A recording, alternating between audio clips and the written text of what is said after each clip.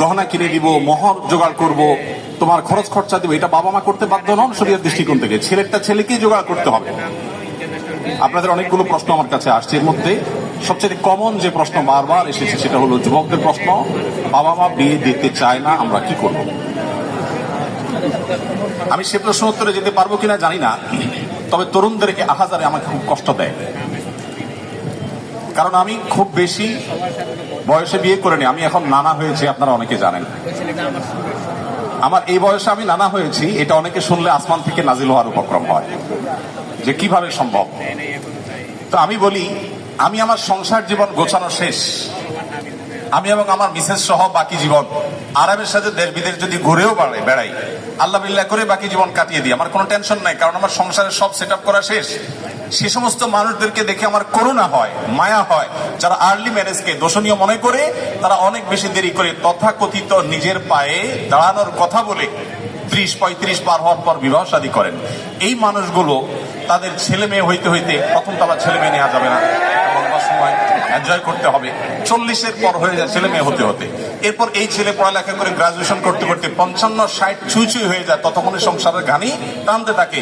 আল্লাহ না করুন ছেলেটা যদি অমানুষ হয়, এই বেচারা বৃদ্ধ বয়সে আর যাওয়ার কোনো উপায় নাই। আবার সন্তান তো একটা বা দুইটা বেশি নেওয়া যাবে না, তাহলে তার দুঃখের কোনো শেষ আছে? আর আমার সবকিছু কমপ্লিট।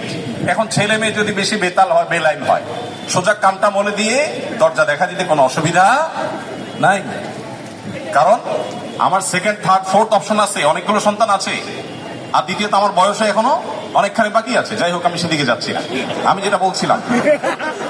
যেটা বলছিলাম সেটা হলো, ছেলেদের এই বেচারাদের যে অসহায়ত্ব, এটার কথা কেউ বলে না। দেখেন, আমিও নারীদের ওয়াজি করে গেলাম, ছেলেদের অসহায়ত্বের কথা একটু বলি। এই বেচারারা যতদিন বাবার সংসারে থাকবে, তোমার ঘানে তুমি টানো, বাবা মা বাধ্য না। মেয়েকে কিন্তু এটা বাবা বা মা বলতে পারেন না। এরপর যখন বিয়ে হবে, বিয়ের সময় ওই যে ছেলেরা চিরকুট নিয়ে আসে, হুজুর একটু বলে দেন আমার আব্বা এখানে আছে। আমি পল্টনে একটা হোটেলের উদ্বোধনী দিনে আমার এক বন্ধু মানুষ সেখানে গেছিলাম, এক ছেলে তার বাবাকে ধরে আমার কাছে নিয়ে আসছে, এসে বলছে, হুজুর আপনার অনেক ওয়াজ শুনছি, আজকে আমার বাপরে হাতের কাছে পাইছি, আমাকে বিয়ে দেন। আমি বহু বলছি, আজকে আপনি হাতে নাতে বলেন। আমি নিজের লজ্জা লাল হয়ে গেলাম, যে ছেলে কি বেহায়ার মতো কথা। যাই হোক, তো এই বেচারারা বিয়ে করতে যাবে, বাপ বলে যে কি করো তুমি, বিয়ে করবে মানে টাকা কামাই করো।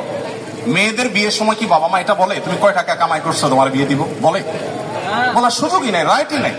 এরপরে বিয়েটা যখন হয়ে যায়, এই বেচারা এতদিন নিজের পেট পালা লাগতো, এখন বউয়ের পেট পালো, ছেলে মেয়ের পেট পালো, অর্থাৎ তাদের রিজিকের ব্যবস্থা করো, তাদের উপার্জনের দায়িত্ব তার।